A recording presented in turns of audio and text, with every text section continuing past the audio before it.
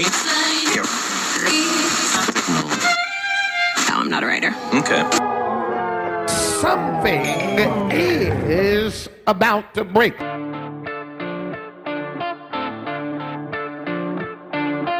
Welcome to episode 13 of the About to Break podcast. I got to tell you guys, there's so many good conversations coming up on this show. I've been so honored and grateful for artists being willing to share their story. Also, we're going to be announcing our first About to Break live show. That's right. We're going to be doing an About to Break live show coming up. So stay tuned for show dates. And you can also find those at abouttobreakpodcast.com. When you're on abouttobreakpodcast.com, I'd encourage you to go down, click on the link that says Become a Producer, and see how you can support what's going on here at the podcast. No one pays me to do this podcast. I do this because it's a passion project, and I will do it if I never make a dime off it. But if you want to help support, if you like it, and it's worth $5 a month to you, or $1 a month to you, or whatever it is, that money will help offset some of the cost of equipment, travel that it takes to go and do these podcasts, and also just kind of make it a little easier when I'm taking time away from shows and family to put these conversations out there for everybody. So thanks so much for checking that out. If you're able to, check out the Become a Producer button. We actually have our first producer of the show, Marcus. Thank you so much, bud, for always just being such a great friend and also supporting the podcast, man. I appreciate you. Much love. This week's episode features the amazingly atmospheric sounds of Atlanta-based indie rock group Paper Lights. I had a friend turn me on to their music a few weeks ago, and I've been binging it ever since. It's absolutely amazing. It's beautiful. It's cinematic. It's melodic. It's rock and roll. It's everything you want and more. They're actually recording their next full-length album in various national parks across the United States. They're going out into the wild, away from the studio. They talk about that. They talk about the journey. They talk about how they had to sell everything to get on the road. When they said they would be willing to come on the podcast, I literally jumped up and down. I don't want to take any more time away from the conversation, so sit back, relax, and enjoy the beautiful sounds and the even more beautiful souls of Dan and Josh from the Paper Lights.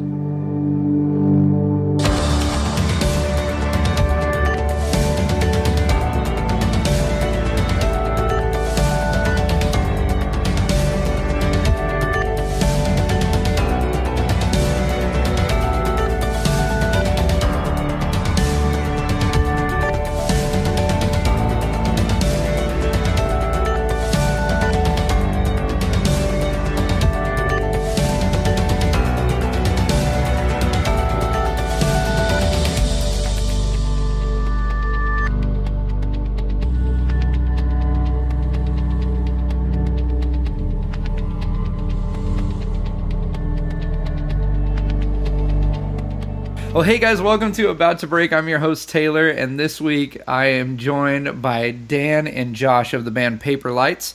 They're good friends of my good friend PJ, and PJ was telling me as we were talking about the podcast and different folks who have been on, he started telling me about your journey on this tour, and I immediately said, I've got to sit down and talk with these guys. So welcome to the podcast, guys. Oh, thank you. Now, you're in Austin right now, is that right? We'll be in Austin tomorrow. We're in San Antonio tonight. Okay. And are you at a friend's house? Are you Airbnb in it? What is road life look like at the moment? Well, we do a lot of Airbnbs, but tonight we're staying through an organization called rifo.org. Okay. And it's a host home network built for bands and artists. So, that's incredible. Yeah, they give you a meal and a place to stay. They're really gracious about it, so we're really grateful. That's really cool. I thought you guys might be at a hotel or Airbnb, and I see the MXPX 5-Iron Frenzy poster, and I'm immediately flashing back to high school. My friend had MXPX play in his backyard here in Cali. Oh, wow. Give people a little bit of a picture. What is this tour all about? You guys released your first album, was it March of 2016? Your first full-length, right? Our first full-length album, and it's the first time Josh and I just worked on one together. Yeah. Solo, kind of. And we've included a lot of different friends over the years in the band idea and played a lot of shows and even a tour with different people till we kind of settled on doing it this way. And so we just released a full-length last March. We pretty much toured solid since last March. We had the holidays off, and then this year we wanted to do something a little different, and so we decided that to be extreme about it, we would just record our next record from our van, and then somehow that became, well, let's do it in places that we love. And it was like, well, where are our most inspiring places to us? And that became the national parks, and one thing led to another, and now we're sleeping in the desert for 9 days, and it's kind of weird. So wait, how long from when the idea came out before you decided we're gonna go jump in a van and go live down by the river and record it out? Oh yeah, it's that bad. We were on tour last year, and I started cooking on this one, and I was like, man, how can we just spend more time outdoors? Because like our days off, we spend, usually going on a hike or exploring a waterfall or doing something outdoors anyway. It's just kind of what we like. And I don't know, I think we've talked a lot in the past about kind of in the same way that a method actor would just practice, living in a specific situation for a while. Like we thought we're scoring films and doing some commercials and stuff, and these basements that we run our studios in aren't really all that inspiring. How do we get out and actually be inspired by an environment? So I think that's what led to the national parks thing. And I don't know, the van took months of me just researching everything that was available in the whole country, really. And so we're on a very tight budget, obviously, and wanted to make it work anyway. So I think probably about 7 months from the time we conceived of it to this last week when we started the first leg of the tour. So you guys are out in the wild. You're going from national park to national park, and I saw you've got some tour dates. Are these events you're doing? You're actually putting on shows in the park? No, not in the parks, but we're doing shows to and from where we went this week, which where we start. The first one is in Birmingham. Okay. Yeah. So we had some shows out all the way to, was it Carlsbad Caverns was first? Yeah, New Mexico. Yeah, so we started there and did Carlsbad, Guadalupe Mountains, and then Big Bend. And we're playing on the way back as well. You're writing and recording while you're on the road? Yeah, so we're both producers, and we kind of self-produce and pretty much do everything in-house at this point. So, yeah, we just thought, how do we break the rig down to something super portable and like one backpack. That's incredible. Well, I'm sitting here thinking, how would you record? Even power is an issue, and that's a technical question for Josh for sure. Oh, it definitely is. I mean, yeah, that was the thing. When you're in a Sprinter van and we've got 4 people, stuff to sleep on, food, bags, all this stuff. And like you're saying, like when you're in the middle of the desert in New Mexico, you don't have a power plug, so we had to get like really innovative on how to make this happen, Yeah. So the recording side of it, is a portable field recorder, just battery powered. And then between the times of us finding a power plug somewhere at like a random gifts, we were at a gift shop one day, just hanging out in some booths. This guy was, his name's Theo over in New Mexico. He's a really awesome guy. He was like, yeah, just come in and chill. So all 4 of us went in there after being in the desert for 3 days, and we commandeered every power plug in the place and worked for 3 or 4 hours. Wow. So, it's different. It's very different, but it's been a lot of fun. So we've so far in a week and some change, we've found ways to make it work, and it's been super exciting so far. You're doing a couple legs of this journey, right? Is that right? Yeah, so this first one, we just wanted to do it and try it out and figure out what we needed to pack better for. And yeah. So we did, what was it? I guess it's been 2 weeks we've been out here. Almost, 2 weeks this weekend. Yeah, wow. And so that's the small run. We're still thinking probably need a good 5-ish weeks to hit all the parks and iconic places that we'd like to see and record in all of them. So we're hoping that it'll translate, that the DNA of these places will kind of make their way into the music. So beautiful, man.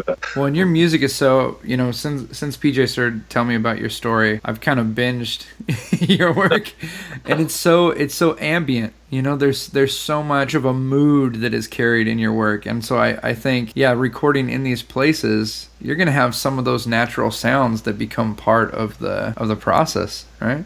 Thank you. Yeah, we the first night camping, actually, we found out about BLM, which is Bureau of Land Management, and these free camping spots that you can go boondocking on, away from any of the civilized crowd, which we have no business doing, by the way. Like we're amateur alpinists At best.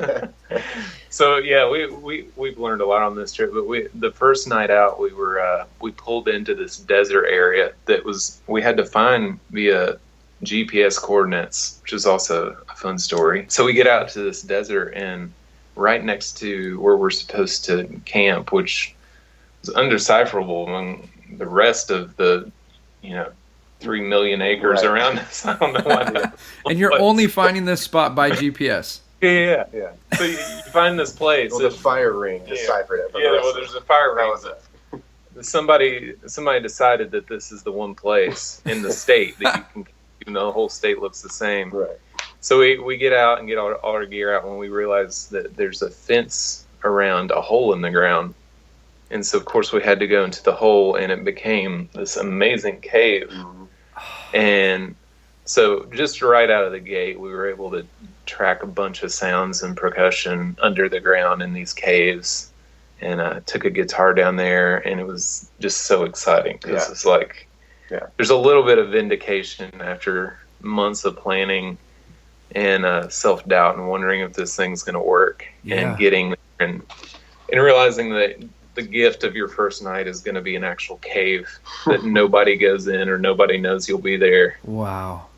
This is your studio. And it was beautiful. Yeah. What does the writing process look like then? Is it going out and letting the environment kind of dictate what you write? Or is it we're going in with, these concepts or elements of a song and piecing them together with what we find? How are you guys approaching this whole thing? Yeah. And this is something, I think that's still a process that Dan and I have talked through since the beginning of the idea, even till, now trying to apply it. And I think what we've landed on is really fun because there is no structure to it at all, like in the sense of how we actually sit down and take a sound and construct a song out of it. Yeah.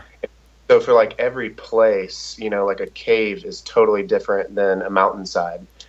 And so I think what's so gorgeous about it, and really what's beautiful about this entire idea, is everything is so unfamiliar. Like you get in the van, you go to a new place, you have no idea what's there. It's outside. There could be people there making a lot of noise. It's all like this giant question mark. And I think the mystery of it kind of is the structure that we try to find and harness, and getting out of the studio world and doing something outside in a forest, you're leaving all of the tricks and the familiar things that you're used to and the go-to sounds. So it's like every place is a totally different thumbprint.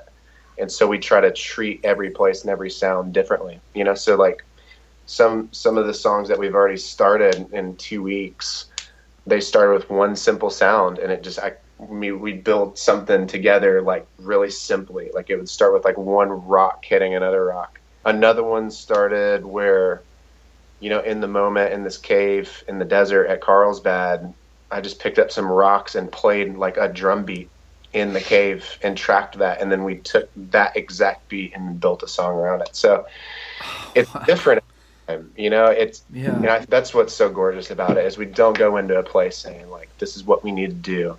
This is how we need to do it. It's always like, hey, let's just grab the recorder. Let's find this random place, press record, see what happens, What freedom there is in that, to just go out and say, we're going to go discover. I think one of the challenges with being an artist professionally and having this be the thing that we do for a living, there's a temptation that, you start to do what works and what's convenient and what's practical. Like you said, those different tips and tricks.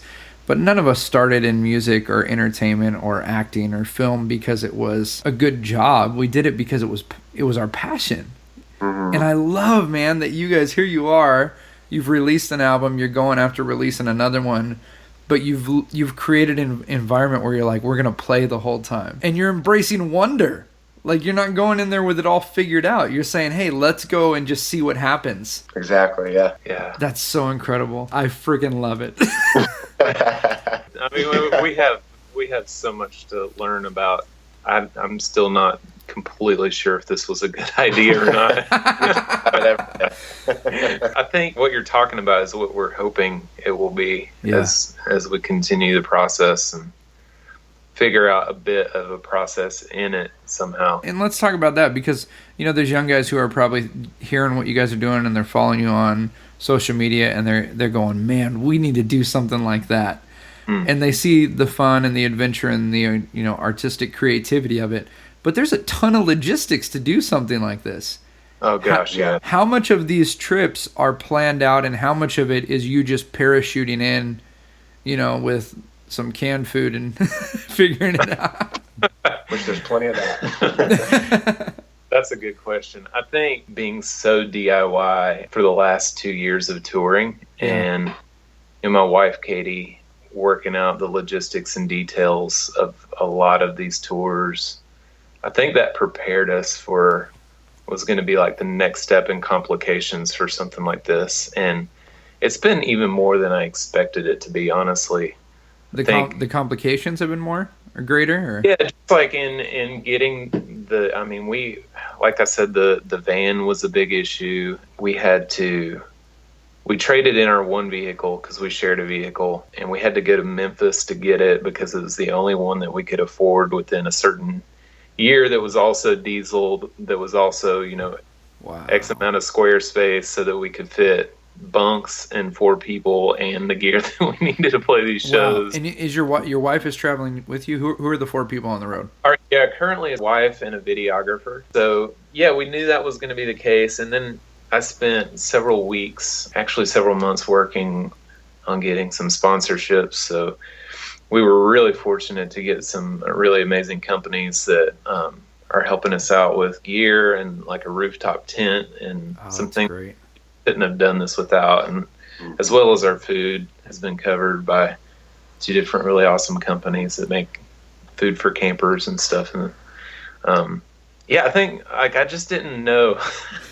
I didn't know how much time that was gonna take to figure out how to do all that, and plus we had to agree to offer all of those companies some media in return and stuff like that. So it's been really interesting trying to navigate all the logistical side of this and still have time to actually make music and do the things that we intended to do while we're there. So, and to get yourself in a headspace where you're not, or get out of your head maybe, where you're not in this beautiful cave with these amazing natural acoustics and thinking, crap, we only got 2 hours before it's too dark to do anything. Exactly. That 4 to 6 hours that day were like, that was all we got. And it was like, wow, this was totally worth it, but we've put months of effort to get to here, and it's like you have that amount of time, and when you put it that way, it's like, wow, I'm not so sure if this is the right amount of payoff yet. So I'm probably on the more skeptical end of this right now, just because I had to sell everything. Like I think I sold all of my studio gear that we used on the last record, and I don't have a studio left at home. Oh my goodness. We sold everything to do this, everything that I was auctioning off family heirlooms and stuff that I don't want my parents to find out about.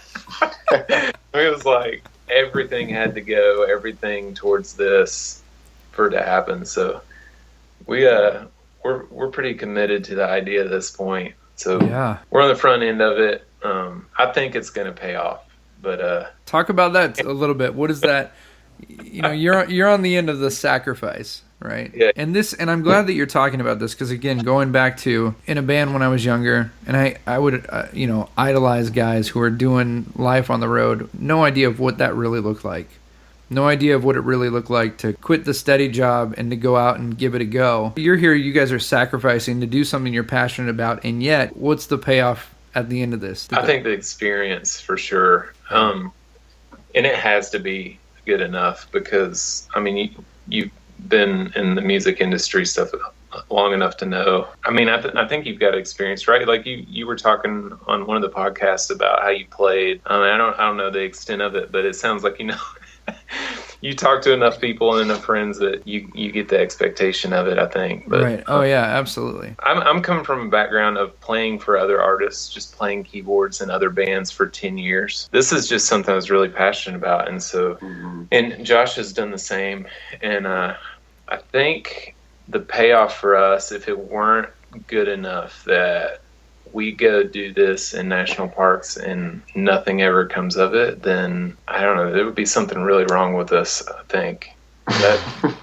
You have anything to say to that? There would be something wrong. Yeah, I mean, for a common subject that a lot of us have been talking, and by a lot, I mean all of us, all four of us on the team the past couple of weeks have been really circling back to this thing of it's impossible to talk about art without including the artist, the person behind it. Yeah. And we have a very good way now, somebody like even us, Dan, a decade into this stuff, it's easy to have the lingo of like what the expression or the illustration should look like and how you paint the picture as an artist and, what the road life seems to be. Right. But then at some point, you realize that behind that illustration is an illustrator. And when you start really talking on the friend relational level, like me and him, like last year, where this idea, I remember the moment where I had heard it for the first time. We were actually at Dan's house. It was Dan and his wife, Katie, and me on his back deck. And Dan started spouting out this idea about playing music / writing a record. It was just like this super cloud dream at the time. Yeah. But I told him this actually last week, but when he told me this idea of like going to national parks, but he said something like, I don't want to lay on my deathbed and know that I never did this. Wow. And yeah, it's in moments like that where all of a sudden the whole conversation of art just stops for a second. Yep. And you start thinking and hearing the artist, the person, the illustrator behind it. And there's just something that happens, this bridge between your mind and your heart of like what your passion is, what you believe in, and then the logic and ration behind it. And for me, I've felt like the heart behind what I want to do has always outweighed even when I don't understand how to do it. And I got lucky because I'm with Dan and Katie, who are like logic all day long, and they get stuff done, and I just sit back here and dream in what seemingly seems like demand. We've kept coming back to that over and over again, and yeah. I think the payoff, to answer your question, the payoff is like when we can get done with a trip like this, whenever the trip is, even if it ever is done, right. But at some point, just to know that like I got to do something I loved. Yes, I believed in it, but I got to journey with a really close friend and see something that we shared that meant something so close to him come true. And then that, to me, like that relational side of it, yeah, that's the payoff for me. And like, I'm excited to make a record out of this stuff, and I love the sounds and I love the ideas, and we've dreamed about concepts for like half a year now. But ultimately, like the stories that we're going to tell 30 years from now are not going to be about a cool record we made. They're going to be about the times that we shared in a van, in a desert, in a cave, hanging out. Like that's the stuff we're going to remember. And so the payoff to me is already the process. So it's not some mystical destination. I think if you just open your eyes and realize that the idea of being on the road is great when you realize that the process is the destination, the relationships, the people you're with. That's so beautiful, man. A couple of weeks ago, I was talking with my friend Tyrone, who's a musician, and he was talking about like finding joy in the making. Like so often we think, oh, I'll be happy when I put this out and people receive it, But when you're creating something, whether it's film, whether it's music, whether it's a comedy bit, that moment when it all comes together, that moment where you're really connecting with the art, that's as good as it gets. Do you know what I mean? Like that moment there, and And it's wonderful when we put it out and people actually receive it, and then it becomes something for them. But it's such an encouragement to hear you say that, Josh, because we don't want to get in this moment where we're so busy making the thing that we're not experiencing the thing that we're making. Totally. You're absolutely right. That's the battle. It's not something that, as a musician specifically, it's easy to think when the record's done, when it's on iTunes, when we've got our physical copies, then we can breathe. And what the inspiration and the passion and really the motive behind this entire project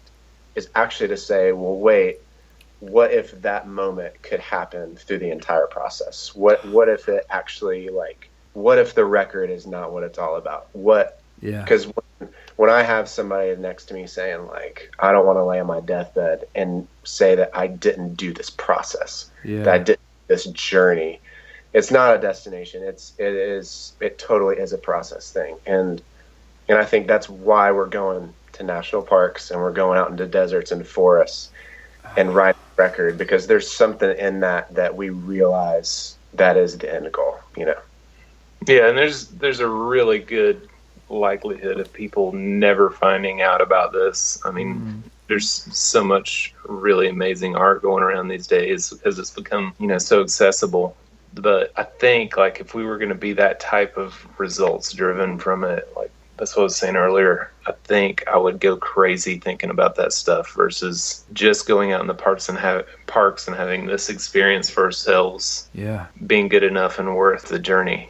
It was a little over 3.5 years for us. I had been doing comedy and magic shows my whole life, and was working in another job that was paying the bills but wasn't fulfilling me on the inside.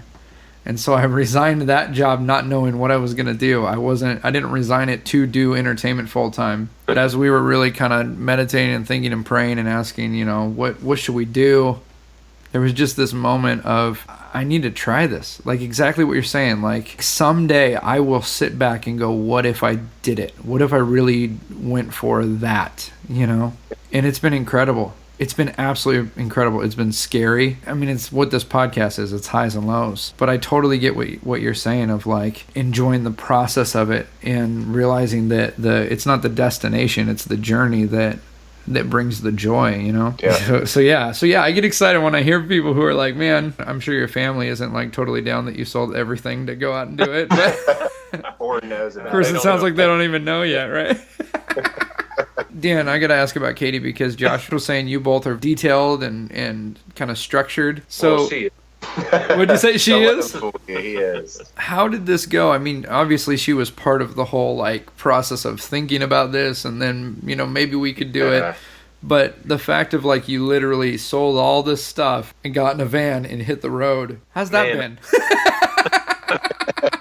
When you put it like that. Not only to be married, but to be married sharing a van with two other folks. And man, that's a big story because I've been putting her through this kind of stuff for years. Yeah. I think we got married. My last real job was, I guess, about 11 years, 12 years ago now. And I was an armored car driver in East Tennessee. No way. It was the most terrifying job. It's the only occupation where criminals chase you around. You're just driving around. You're driving a target. Yeah, and enough bad things were happening at that job that I decided I needed to get on with life and pursue something that was worth taking a risk on. And she was kind of in a similar situation and wanted to pursue something artistic and at the time photography. So I just said, let's move to Atlanta. Where were you living at the time? We're in East Tennessee. East Tennessee, okay. Yeah, the job situation wasn't that great. And so I kind of forced, I feel like I forced, she might have a different story to tell, but I feel like I forced it on us to just get up and move to a city where we didn't know anyone or have any connections or any real means of pursuing, that thing. Yeah. But somehow we took that risk and it worked out. And I think that pretty much fixed her of being any normal type person. She's just been really graceful since then. Wow. And she was during that process too, but yeah, she's just really used to this kind of stuff. And yeah, I mentioned something crazy like this and she's pretty well accustomed to it now. She's just kind of, how do we plan it? It's not going to be easy, but let's let's figure it out. Right. We don't have kids right now, and that helps for sure. She owns a couple of businesses, but she's able to manage those from the road. And yeah, I think we've just every step we've made has kind of been in this direction to where we can take some risk like this occasionally. And I mean, in comparison, it's nothing. Like, we have friends that live the overland lifestyle when they're in a van. We've got a couple of friends that have been living in a van for, I think, 6 years now. You said, yeah. I think that's a lot more challenging than what we're talking about. A couple of months. Yeah, but when you do it all the time, you figure out they've been doing it for 6 years. They've got a little head start on it, but it might even be more challenging to just do it temporarily. Yeah, you're right. Yeah, I mean, I'm open to anything. I don't see us going that direction long term, but I think what we're ultimately the most passionate about, even beyond music, helping other people realize that you don't have to do what you're expected to do. Like, you can take these risks, you can pursue things that you want with your life. Yes. And that's kind of why we felt like having a videographer along for this was necessary. We're trying to throw around the ideas of like what to do with the video next, and that's kind of up in the air, but anybody could take anything away from what we're doing. I would hope that it's not some band drives into the desert and makes a record. Like, right. I hope that there will be something to take from it beyond that. And I think what Josh is talking about with the process, as well as just any type of freedom from society's expectations, would be great, especially when it comes to the arts. And I meet so many people, not just artists, but individuals who know that there's something in their heart that they want to do, or know that there's some skill they've been given or some purpose that they have, but they've put it on the back burner because they think, well, I just need to save a little bit more money and then I'll go do this. Or they think, I'm going to just work my butt off at this job I hate for 15, 20, 30, 40 years, and then when I'm 60, I'll do the thing that I really want to do. And I absolutely love that you're showing people you don't need permission. I feel like there's so many people in entertainment, in the arts, in the creative realm who are waiting for someone to hand them an opportunity. They're waiting for a record company to give them that deal. They're waiting for a casting agent to put them in a role. Someone to see what they're doing and invite them to be a part of what they're doing that's bigger. And I love that you guys are like, no, we want to do this. Let's go do it. That's exactly what's happening.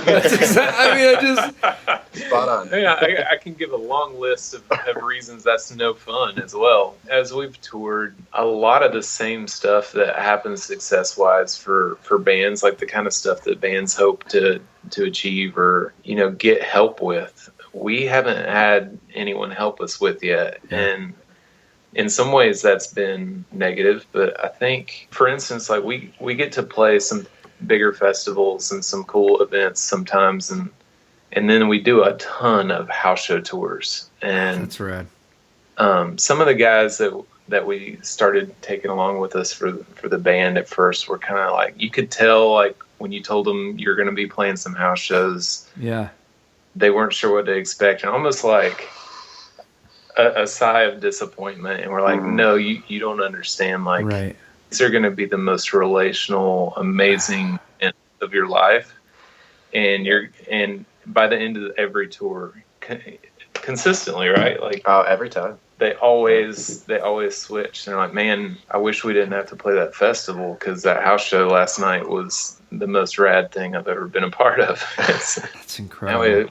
We've gone back to a lot of those places several times, and friends of those friends ask us to do them, and they're a lot more financially viable for bands than playing in traditional venue in some city, right, where there's a ton of overhead and you've got to cover costs of staff and all that stuff. Yeah, so it's been a really amazing asset, not only financially for the band, but also just relationally, because you can't get set up and play those venues and then end up at someone's fireplace in their backyard. Well, I guess you can, but most nights that's how these things end up, and they just become your friends. And so instead of just playing a show and saying goodbye for the night, like, you usually end up staying at someone's house and really getting to know that person, and then coming back the next year. And we just really like that model a lot. I think no matter what were to happen in the future, that's something that we've we've recognized the value in so much, so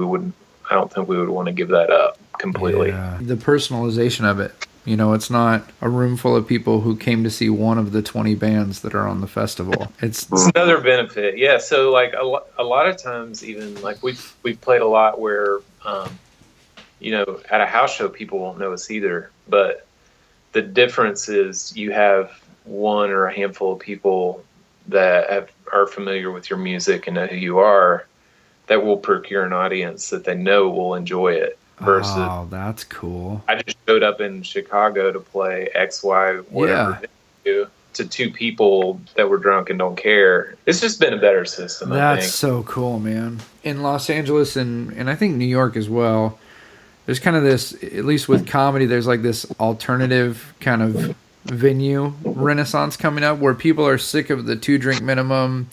Crowds just coming to get wasted. They want to do shows that it's $5 and people who actually care about what you're doing are going to turn up. Is the same thing happening across the board, you think? Do you see a lot of that? I think a lot of artists are trying to connect deeper with their audience. I struggle with this huge, man. You're going to learn that this podcast is really like, it's my therapy. My world, as far as my work right now, is I do 80% of my shows are corporate entertainment. They pay great and great companies that I get to work for, but nobody ever comes to see the show. They came to a trade show and I'm doing a set. It's kind of like if you go to a wedding and there's a killer band. No one came to see the band. Some people might enjoy it, but some people are also just sitting there eating free food and not really paying attention. So yeah, this whole idea of, you know, finding a way to connect directly with people who care about what you're doing, like what you guys are doing with the house shows, is huge. Yeah, I feel like it's so hard to get people to connect. Another thing that we found, which is interesting, like it's kind of by accident and by default of just being a small, little known band. But if we go play in some unconventional venue or coffee shop in some town, in way out in the country that never gets live music, it doesn't matter where that is. They appreciate it more. Yep. They're supportive. Like, you'll sell more merch at those shows. Right. Like, everything about it ends up being better than if you go play in Atlanta or Chicago or New York. Totally. Where they have 6 bands, you know, in every venue every night. Yeah.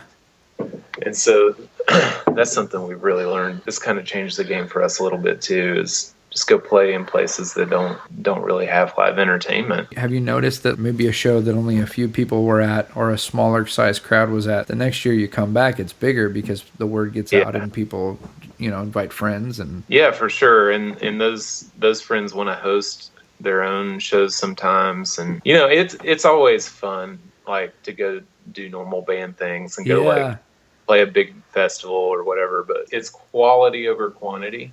And I would take 30 attentive, you know, listening people in a room any night over 3,000 that may or may not be there because their favorite band was playing at the stage next to you. Yeah. You know? How cool is it to be able to like present art to someone and then sit down and talk about their life and, you know, if they like that song, why did they like it? What challenged them? What encouraged them? Where are they at that this meant something to them? I've never been a fan of the pedestal either. Like, I don't understand why that and the arts are so, you know, culturally acquainted. But right. Oh, yeah. I think that breaks some of that down in a way that's been really healthy, because even if there are expectations on what kind of person people think you are because you're a musician or because people are looking at you, it's really easy to break that down when you're going to be brushing your teeth in their bathroom at the end of the night. Oh, man. So how long have you guys been together now as a band? We started like 3 or 4 years ago, and at first just kind of tried to include a bunch of artist friends and people from around town in Atlanta that just wanted to be creative. We put out a bunch of EPs, and like I said before, we did one tour, and then I think it just kind of simmered down to Josh and I that wanted to continue doing it, and so we figured out the structure was going to work a lot better to just hire out the other musicians to fill the parts that we weren't playing. And it's kind of fun because it's easier to change it up, because Josh plays about everything. So if he's feeling like doing a tour on keys, give him a little heads up. a bass if he feels like doing a tour on drums. But yeah, I'd say we've been doing it that way for like the last year and a half, 2 years, really. So not that long that way. Band's kind of had a lot of iterations, but we've settled on this, and it's gone way better than anything we've tried to do before. Still get to play with all the same friends pretty much, so it's a good time. I'd love to hear what the response has been back at home, and also what the response has been just on the road and as you're meeting people at gas stations and at different events and as you're touring. Katie, Dan's wife, and I were talking when we were in one of the parks 4 days ago. We're in Big Bend down in South Texas, and we're sitting at a picnic table one day, and we were having this conversation about, like, as a creative, when somebody asks you what you do, it always feels like there's this weird way that you have to explain yourself to somebody. And the example that we used was like, you know, if an accountant walks up to me and an accountant, or I ask him or her, what do you do? They're like, oh, I'm an accountant. I work at this firm in this city. Boom, you've got them figured out. Exactly, yeah. Then they're like, so what do you do? I'm a professional hanger-outer, and I do music. I'm living in a van for 5 weeks. I never answer it with shame or embarrassment because, I mean, we love this. You know, we chose to do this. Nobody has, like, forced me down and said, you know, you have to go live in this van, and, you know. I did. Maybe Dan. It was Dan. But you know what I mean? Like, yeah. Nobody's making me do this. And it's interesting, like, having those conversations with people. It just always boils down to, like, that thing that, and for me, the word that I've been, like really hanging on to this year is just, like, curiosity. Like, I'm just curious what it's like to go write music in a national park and how that turns into a record. And for me, like, I'm okay with curiosity and the love of what I do and the people that I'm in a van with. Like, that's enough for me. And I've had to come to terms with that. And, you know, when I started playing music full time when I was 18, you know, you see the tour life, and you have this, like, idea of what you want it to be like. And I will definitely tell you that it turns out to be not much of what you dreamed of it, but it's way more meaningful than you ever could have imagined for yourself, for, like, who you are, and not just so much what you want to do with your life. And you start asking those questions. And so, you know, not to stray too far off the subject, I think the response actually is a lot of amazing people that are, like, really supportive of who we are. And inevitably, like, what we do, there's just, like, either sometimes unsaid or sometimes directly talked about. Like, I've felt supported so much my entire life, really. Yeah. I have an awesome family that I'm really blessed with, and incredible friends and people that I look up to that are older than me that have been, like, really they've been huge sources of wisdom for me. So I think the response, like, both practically and, you know, even deeper than that, has just been excitement for us.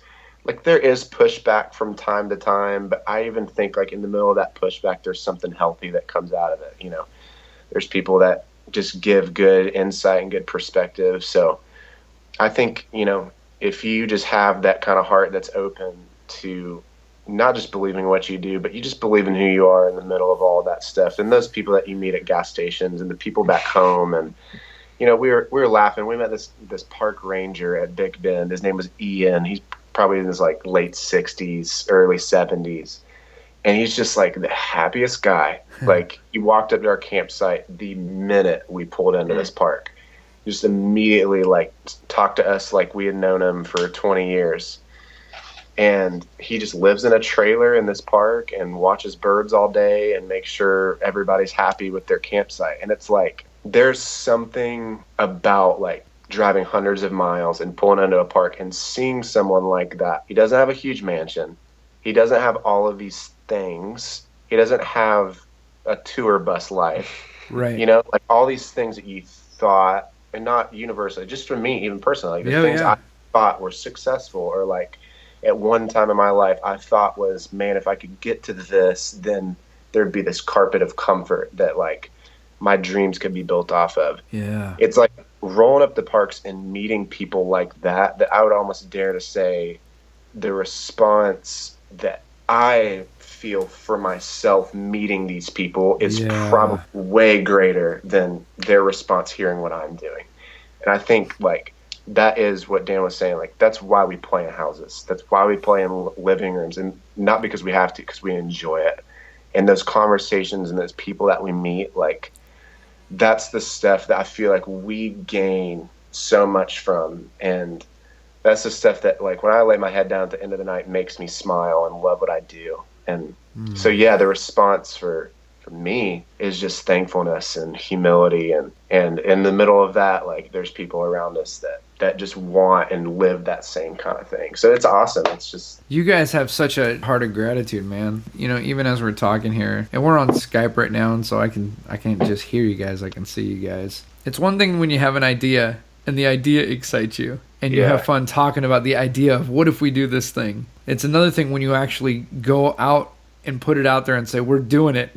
Because now you've told everybody we're doing this and we're committed to it. And we sold the car to get the van, and it's happening. And what I love is that while I can see the weight of the responsibility of this incredible idea you've been given, I also see this joy that's just kind of underneath it all, that's kind of everything's resting on. And that's really, I hate to say the word encouraging because I say it too much, but I'm telling you, I see so many artists who are struggling with finding joy in the midst of doing amazing things and bringing joy to so many other people, and yet not having it themselves. And so I just love that you guys have kind of this piece about you. Well, thank you. I mean, I'm honored that it appears that way. I don't want to come across as, not being transparent about this, because that's what we aim for ourselves for sure.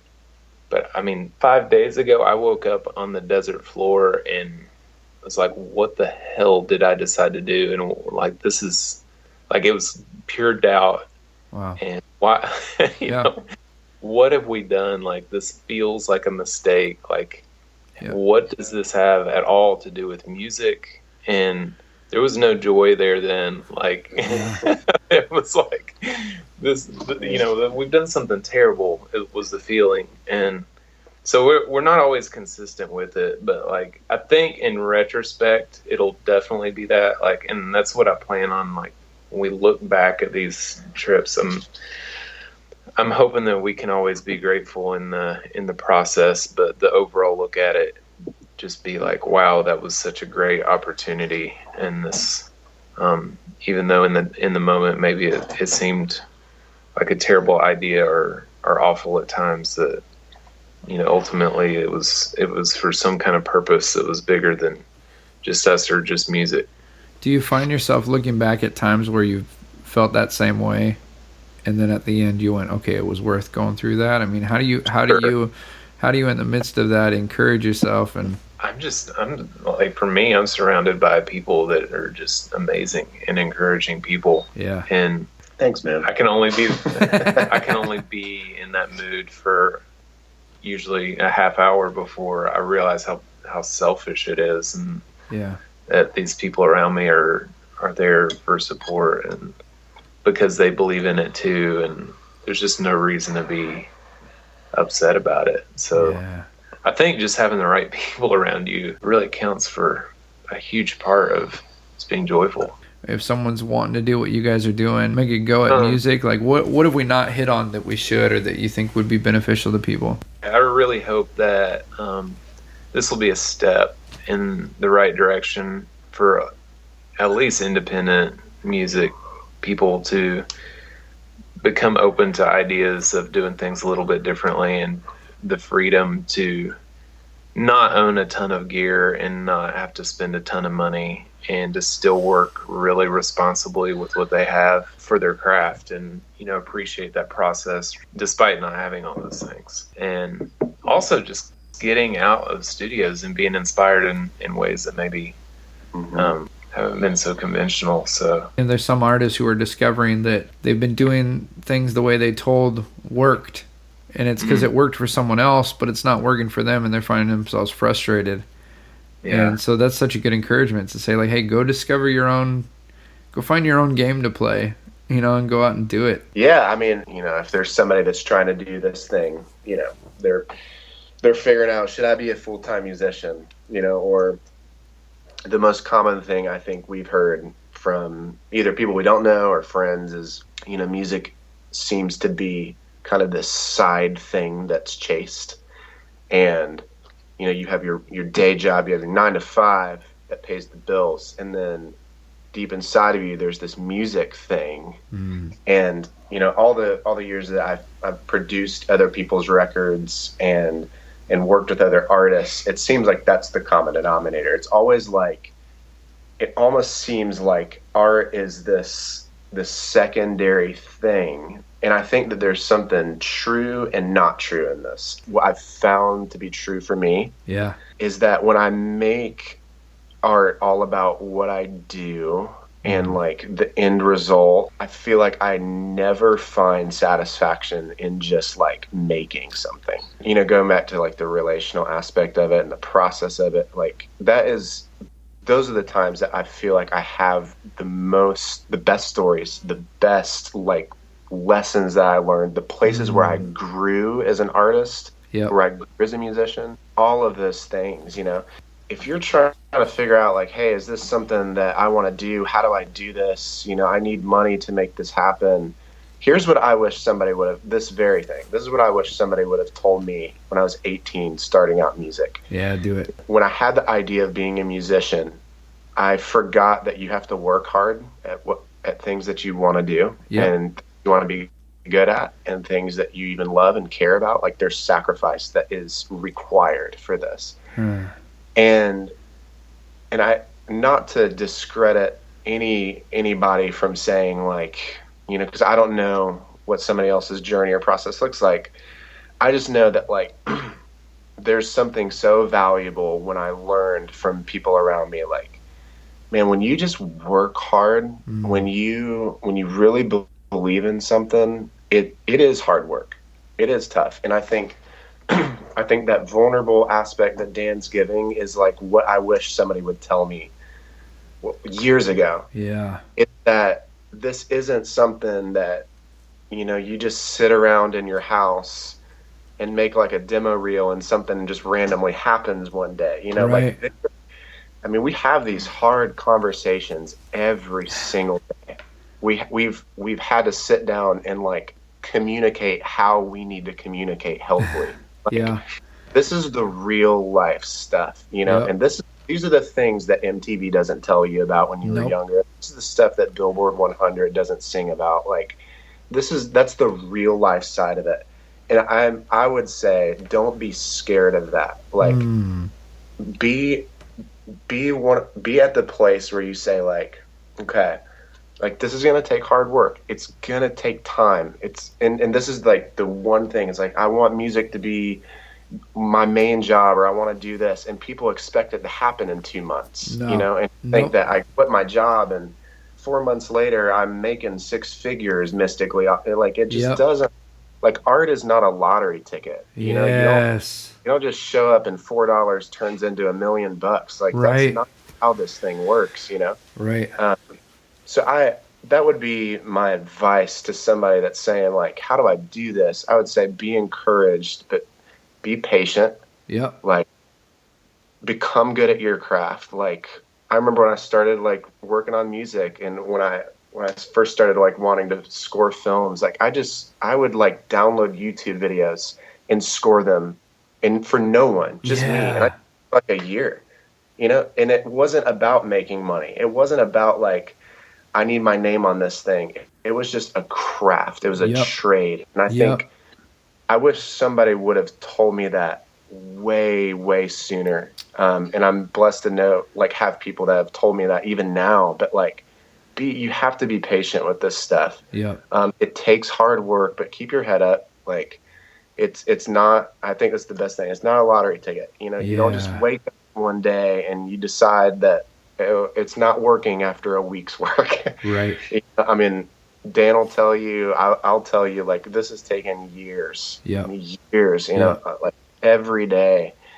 And it's not discouraging. It really isn't. It's actually quite worth it. And if you can learn in that middle of all that, like value the people around you, like that process along the way can be enjoyable. You don't have to enjoy life when you're 65 and tired and your 401k stacked. Like you can do that now.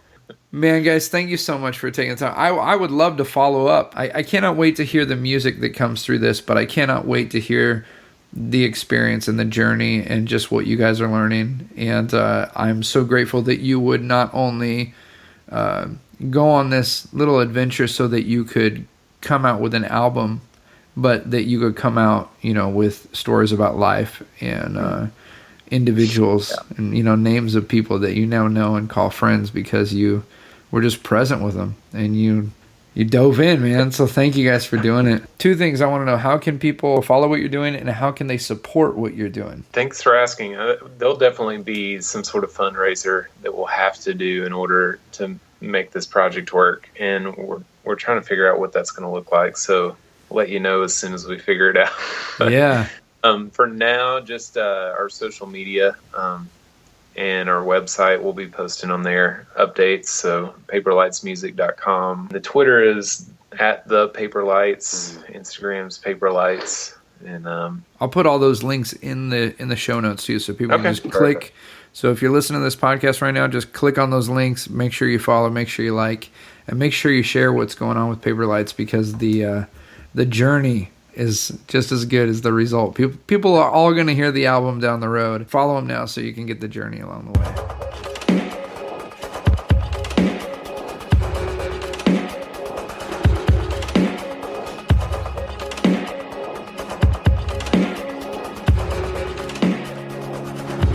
It's been said of trees that they're imperfect men, imprisoned by the roots between their sins, with branches that reach into the dirt like arms, to plant their thoughts like seeds.